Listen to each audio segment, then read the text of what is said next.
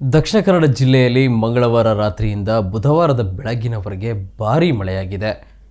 ಮಂಗಳವಾರ ರಾತ್ರಿ 9 ಗಂಟೆಗೆ ಶುರುವಾಗಿದ್ದ ಮಳೆ ಬುಧವಾರ ಬೆಳಗ್ಗಿನವರೆಗೆ ಒಂದೇ ಸಮನೆ ಸುರಿದಿತ್ತು. ಸುಮಾರು ಅರ್ಧ ಗಂಟೆ ಬಿಡುವು ಪಡೆದ ಮಳೆ ಮತ್ತೆ ಮುಂದುವರೆದಿದೆ.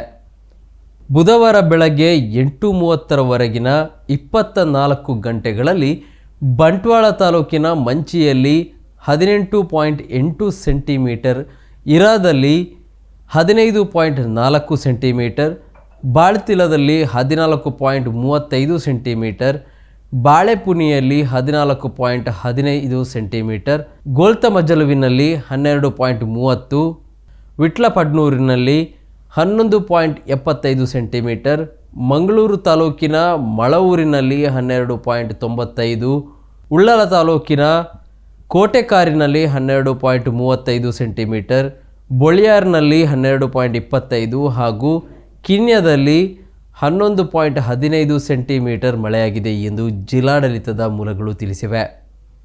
ಮಳೆ ಅಬ್ಬರ ಮುಂದುವರೆದಿದ್ದು ಈಗಾಗಲೇ ಹವಾಮಾನ ಇಲಾಖೆ ಆರೆಂಜ್ ಅಲರ್ಟ್ ಘೋಷಿಸಿದೆ.